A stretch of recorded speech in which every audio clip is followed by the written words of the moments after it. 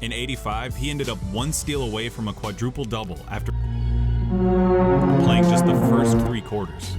I'm not gonna walk away like I do in my other videos. He was 1 away from a quadruple double in 3 quarters. Let me draw you a picture. We have hit 1,000 subscribers. To everyone who subscribed, thank you. We are working. All this happened so fast, bro. But y'all aren't here for me to talk about how many subscribers I got or what the next goal is. Y'all are here because I said in the title that Larry Bird is better than Michael Jordan. On behalf of all LeBron fans, I am making a truce with the Larry Bird fans. We need to come together because sometimes, I'm telling you, the delusion that comes out of these Michael Jordan fans' mouths are insane. So we have to work together to take them down because this is... I can't do it by myself. And I know a lot of y'all Larry Bird fans are on the edge when it comes to this conversation. Y'all know that Larry Bird has never lost to Michael Jordan in the playoffs. When it comes to series games, y'all know that. It's true. It's in the facts. It's in the Carfax. We're going to be reacting to Making the Case, Larry Bird. After this is the new series. We're gonna continue to go along and react to all the different, or most of the different Making the Cases. If there's any specific Making the Case videos that you want me to see, with me being a LeBron fan, I'm definitely gonna react to the LeBron one. If there's any of those that you want me to see, let me know. Oh, y'all Jordan fans are not gonna like this video, so let's get straight into it. It's 18 minutes long. I don't want to waste too much time. Let's go. Basketball is special. The size of the court and the lack of pads or helmets give fans the most intimate experience of a team sport that exists. And because of the different styles that basketball allows for, players develop their own distinct identities and signature styles through their creativity, flair, and athleticism.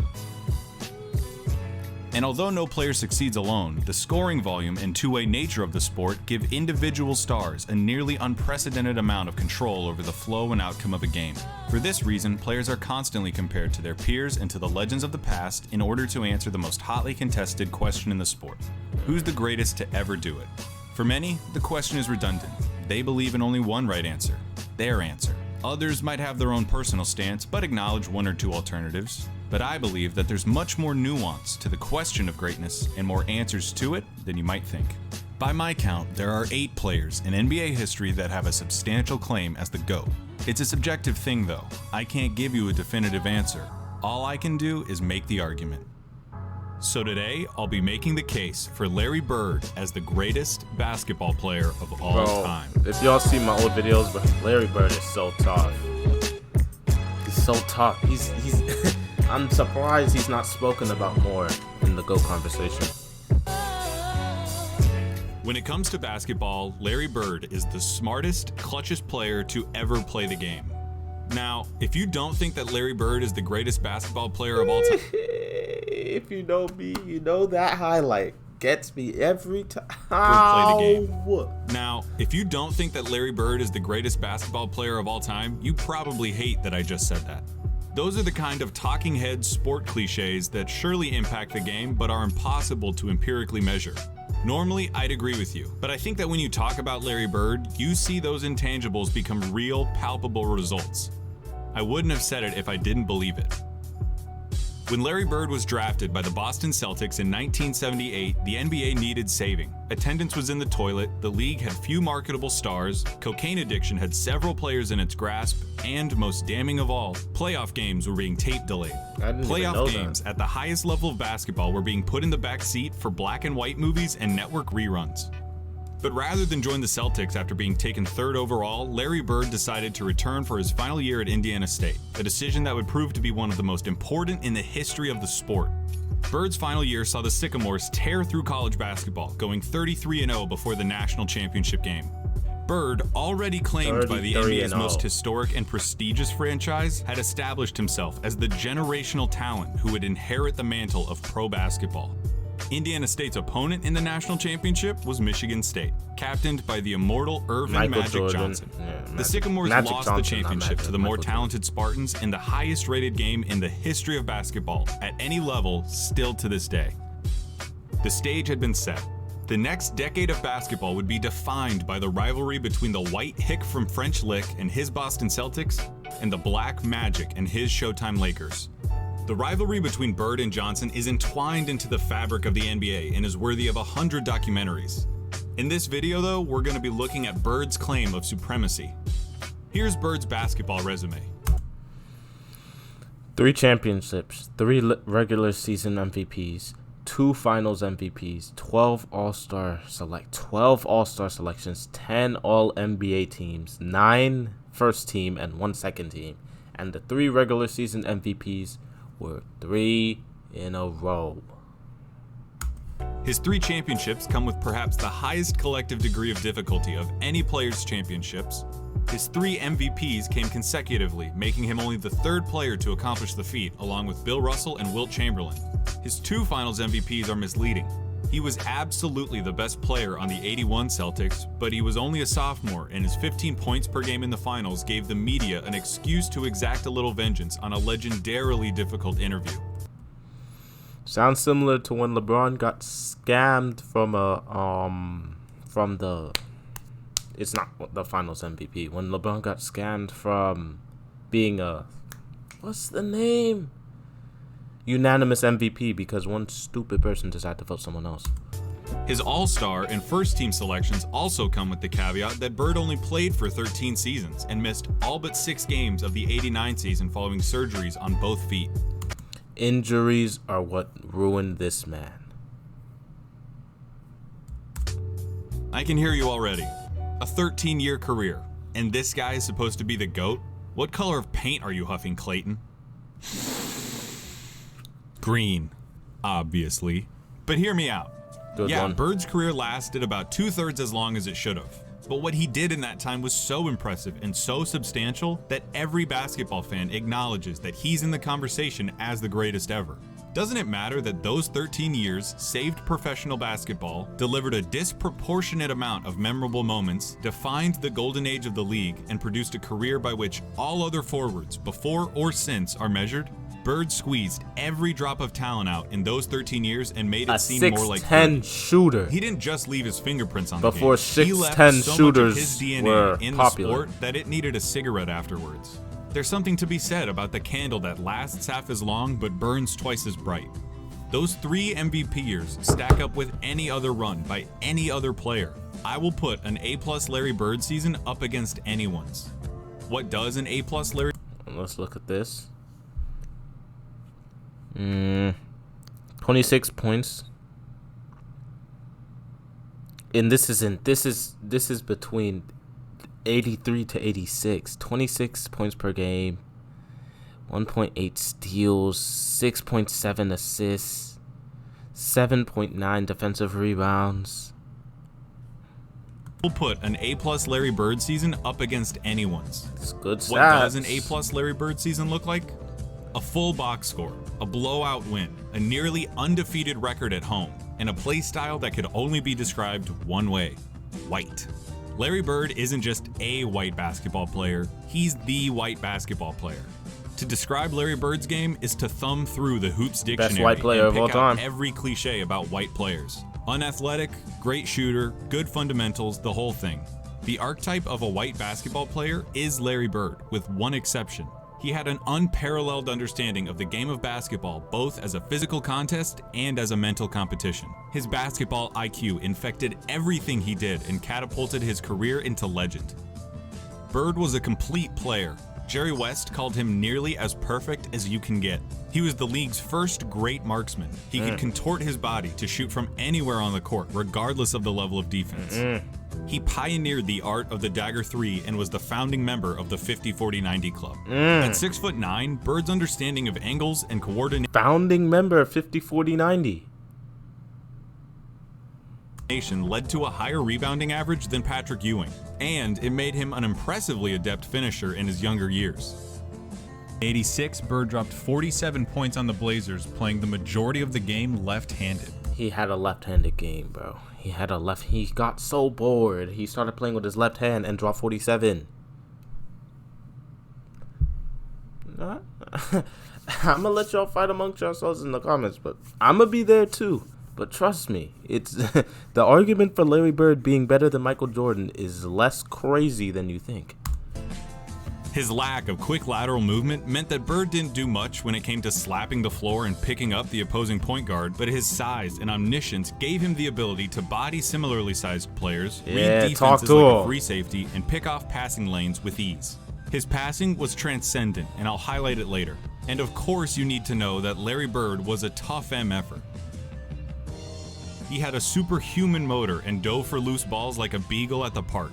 He was a willing participant in his share of fights, often precipitated by his league-renowned trash talk. Bird told Robert Reedy the other day that he should have stayed in preaching. Should have stayed in preaching. 50 points. I was guarding in my rookie year. He looked at me. If you want to see my trash talk reaction, it's up there somewhere. Up there somewhere. Boy, you're so confident. He proceeded to score like 10 straight points on me. The coach took me out the game. He walks by and he's laughing at me. He was a basketball genius. Embarrassing. He'd be a step ahead, a thought ahead, play the game like a chess game. I'd much rather guard Michael Jordan than Larry Bird because you have to play the game as a thinker when you're playing him. You have to get inside his mind. If you put all of us in a room, you know, Magic, Jordan, myself, and Bird probably be the guy who walks out of the room at the end of the day. Did you notice something? If you put all of us in a room, you know, Magic, Jordan, myself, and Bird probably be the guy who walks out of the room at the end of the day. He said he gonna beat all of them up? Is that what he means by that? What do you mean put them all in the room? What are y'all doing in that room? Nah, I'm joking, but... Did you notice something during those testimonies? Those are some of the best basketball players of all time. It wasn't no random saying these stories. You got Clyde, you got Isaiah Thomas, you got Julius Erving. It's the greats respecting another great. And they all sing Bird's praises like they were former assassins who had to go toe-to-toe with John Wick and they're just happy to be alive. Bird excelled during one of the most talent-rich periods in league history.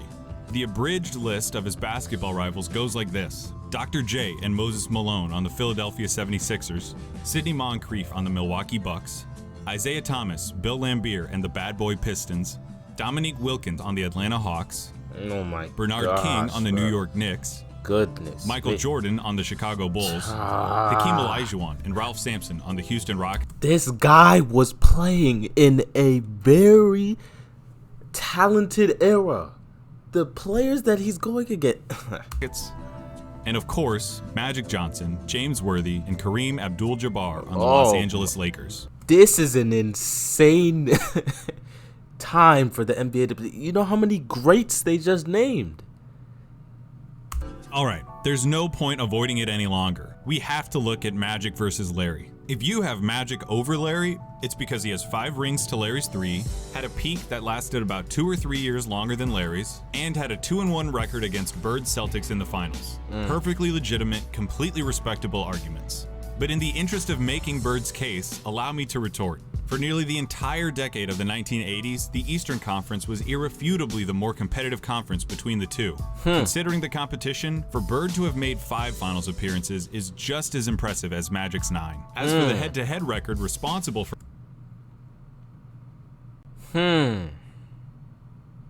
Sounds familiar? He had less appearances, and they were more important than Magic's. For Magic's 2 extra titles, he had more help. Seriously, the Celtics' Big 3 and the Lakers' Big 3 get compared all the time historically as if they were of equal caliber. Bro, Kareem and Magic is better than Larry and... who? Kevin McHale, bro?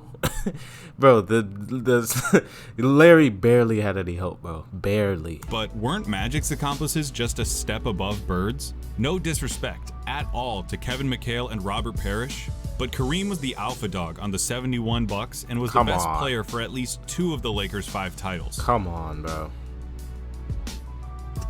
Come on. James Worthy was the #1 pick out of UNC after winning a championship as the best player on a team that had Michael Jordan on it. Throw in the fact that Magic got to be coached by Pat Riley, one of the most brilliant minds in basketball history, and you could say that the Magic-Bird argument comes down to one thing: luck. Bird was playing by himself, and Magic was playing with an all-star team almost.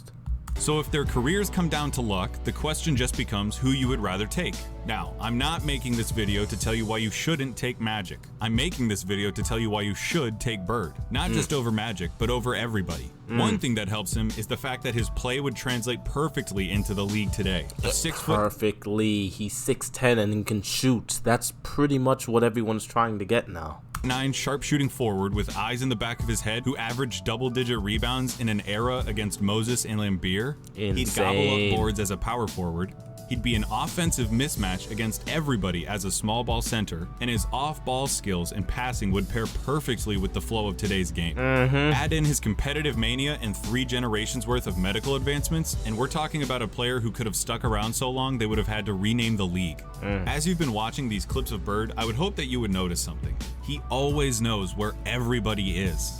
Watching Bird play basketball is like watching those monsters from A Quiet Place that know where you are if you make any noise at all. Bird had a level of clairvoyance that bordered on the unnatural. In '85, he ended up 1 steal away from a quadruple-double after playing just the first 3 quarters. I'm not gonna walk away like I do in my other videos. He was 1 away from a quadruple-double in 3 quarters.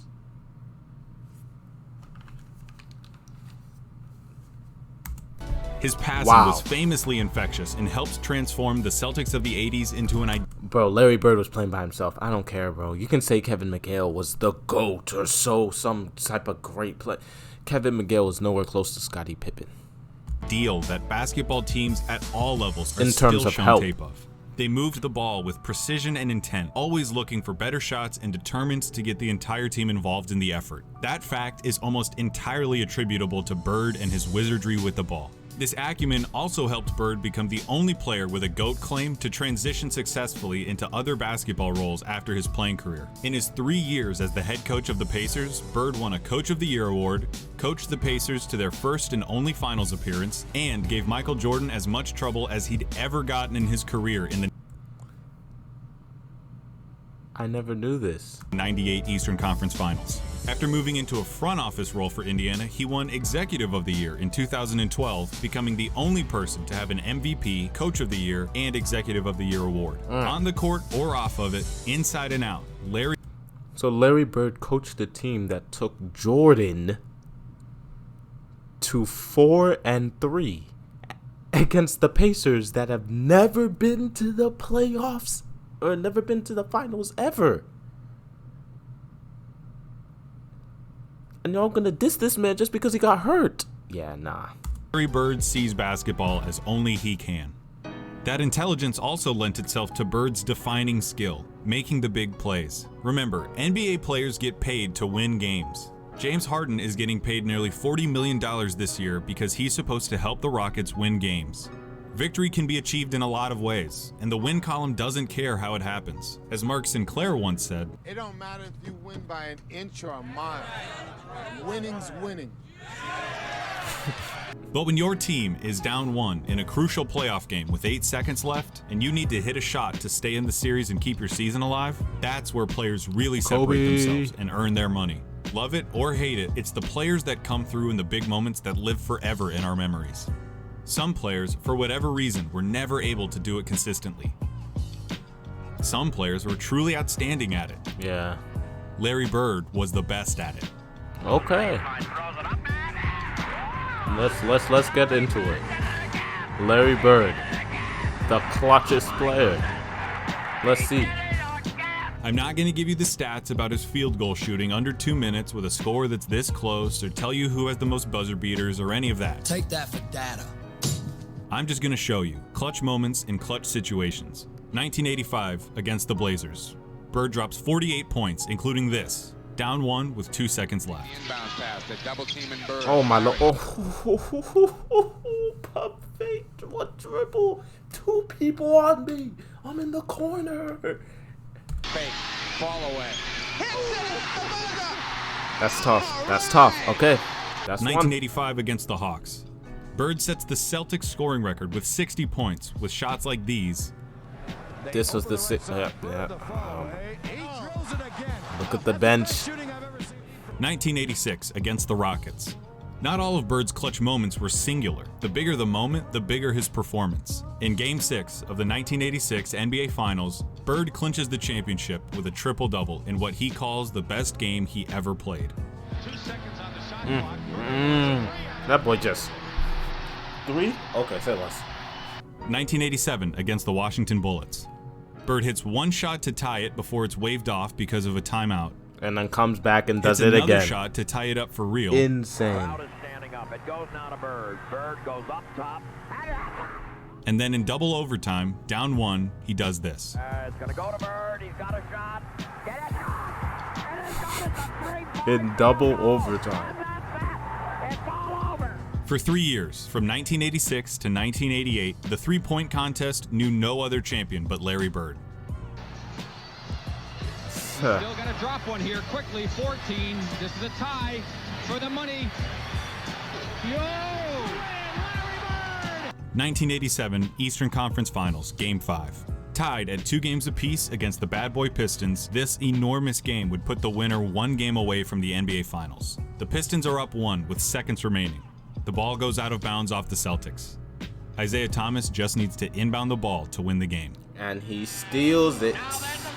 Gets an assist. I'm telling you, bro. Now that I'm doing my research on Bird, I'm starting to realize this man was a problem. There are truly too many big games. Michael Jordan said it himself. Larry Bird was a problem. Do the research. Big moments for me to go through without this ending up as a documentary. But that all leads me to this, what I really want to talk about. 1987, NBA Finals, Game 4 against the Lakers. LA is up 2-1, and the Celtics need to win to tie the series and stay alive. Bird hits a 3 with 12 seconds left to go up by 2.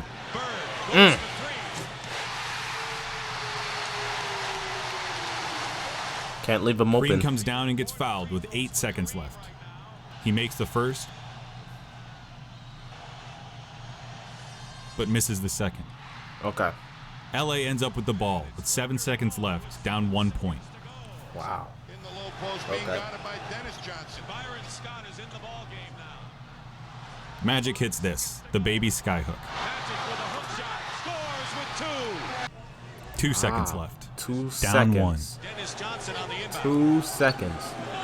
Give it to why is he open? What do you think happens? I bet it wasn't that. When I paused the tape and the ball was hanging in the air, you thought it was going in. Bird thought it was going in. Magic thought it was going in. I've seen this game before, and I still think it's going to go in. But it didn't. Pat Riley said it himself. We got lucky. And that, a missed shot in the NBA Finals, is why he's the clutchest. Because after he makes the big plays, has the big games, hits the big shots, time and time again, you expect him to hit every shot, to win every game. And in those fleeting moments when he doesn't, when he looks like a mere human, when he looks like everyone else who tries to do what he does, you just can't believe it.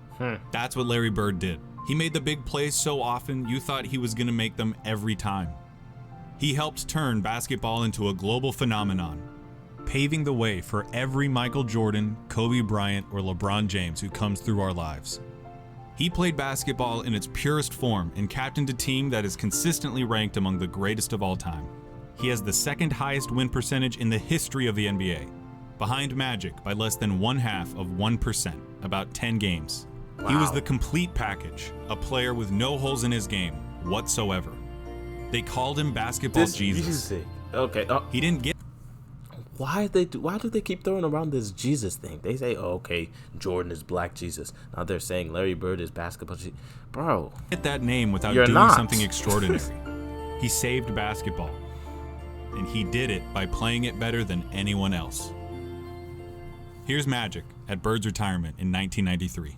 Larry Bird said that there would be another Larry Bird one day. And Larry, there will never, ever, ever be another Larry Bird. To the greatest basketball player ever, but more important, a friend forever. To who? To who? Hey everybody. This video made a great case. It's called Making the Case. So, well, Larry Bird. If I made a GOAT list and I put LeBron first, Larry Bird second, and Michael Jordan third, the world would hate me. So what we're gonna do next is we're gonna react to the LeBron one. We're gonna get some good ammo for the Jordan fans, and then we're gonna react to whoever else is there. Is there Wilt, some other players? So yeah, y'all just let me know. Like, comment, subscribe. Thank you guys for 1,000. Thank you so much. Thank you so much. I came out of nowhere. Came very fast out of nowhere. And thank you for 100,000 views on the Larry Bird Ultimate Mixtape reaction. We're going to get to know these NBA players together. Y'all going to educate me. I'm going to elevate myself, my knowledge. And we're just going to keep going up. So, yeah. Like, comment, subscribe. New vids on the way. New content on the way. New everything on the way. As y'all can see, I'm in college. I'm not in my room anymore. So, we got a whole lot of things coming. See y'all in the next video. I'm just talking on this beat. Like it's just you and just me. We can say it's side of the beef.